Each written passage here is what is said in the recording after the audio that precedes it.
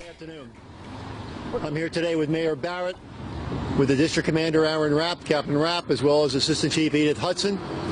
We're at this location to respond to last night's shocking crime that happened at the George Webb. Last night at about 2 a.m., a group of people got involved in an altercation inside the restaurant. Wait staff attempted to eject them. They resisted, and the cook, a 21-year-old, came to the assistance of the waitresses in order to evict the disorderly people. Moments later, one of those individuals, a career criminal and convicted felon, returned with a handgun and shot the 21-year-old cook in the chest.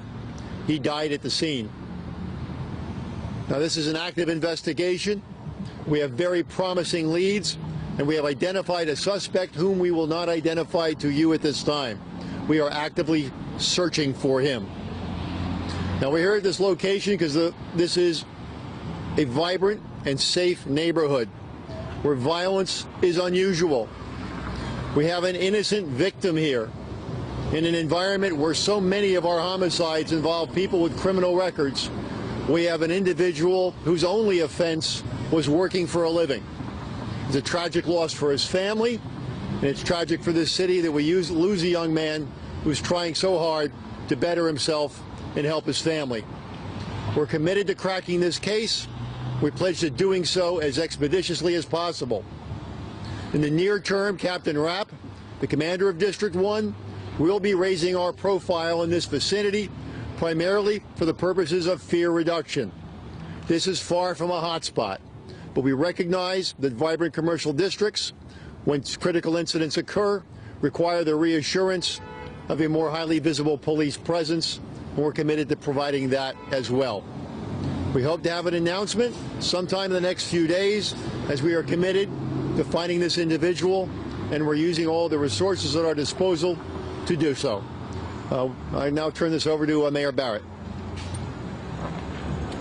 Thank you very much, Chief Flynn. I have a 21-year-old son, and I can't imagine what the family of this 21-year-old young man is going through right now. My hearts and prayers are with his family. As Chief Flynn said, this was a young man, no criminal record, working in a George Webb's, doing the right thing, doing exactly what all of us want a young man to be doing. He was doing everything according to the book, and he tried to help people who needed help, and he lost his life. This is a shocking crime. It's a crime where the Milwaukee Police Department is devoting a lot of resources right now to apprehending the suspect in this case. We will find the suspect in this case. My question when I heard about this was, what was the record of the suspect? As Chief Flynn said, he has a lengthy criminal record. I'm going to ask where he got this gun. Because a young man who is doing what we wanted to do, working, has lost his life. He lost his life apparently to someone who has a long criminal record, who had his hands on a gun that legally he was not allowed to own. We will do everything we can to solve this crime. Again, my hearts and prayers are out to the young man's family who lost his life. As you can understand, at this time we can't answer very many questions about the progress of the investigation, but if you have a few questions, I'll do my best to supply what information I can. Chief, are you looking for help from the public right now in this investigation? At this time, no. We have a suspect. We know his name. It's really right now about tracking him down. Can you tell us how you came about the name? Well, a variety of sources. Obviously, he was there with a number of people last night who knew who he was. There was video of this crime. Obviously, we're not going to release it because it's going to be critical evidence for a judicial proceeding after he's apprehended. So we don't need it to identify him. But we do know who this individual is, and we're going to track him down.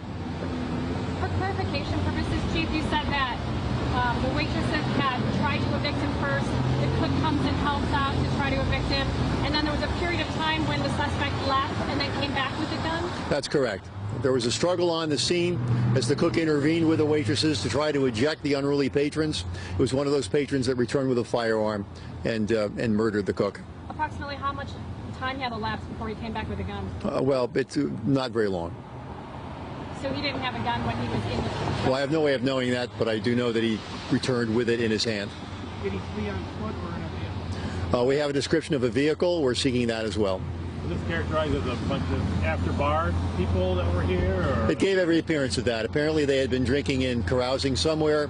The activity was described as unruly, and it resulted in them throwing things around the restaurant and generally behaving, very badly. And that's why the wait staff intervened.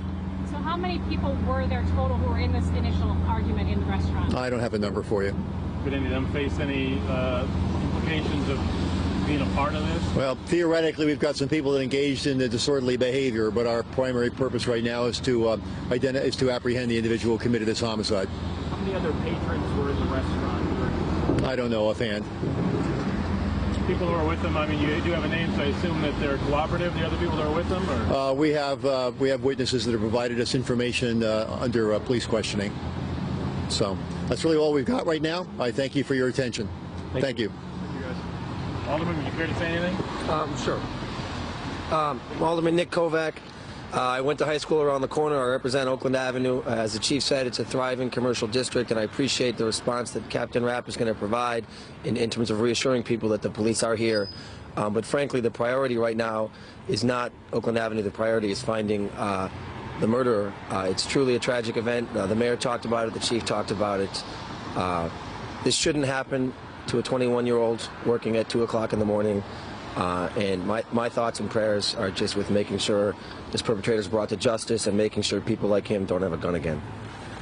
Mayor Barrett, on another subject, how are you feeling today? I'm feeling very well, thank you. And I received in the mail this morning my medal for finishing third in my age category.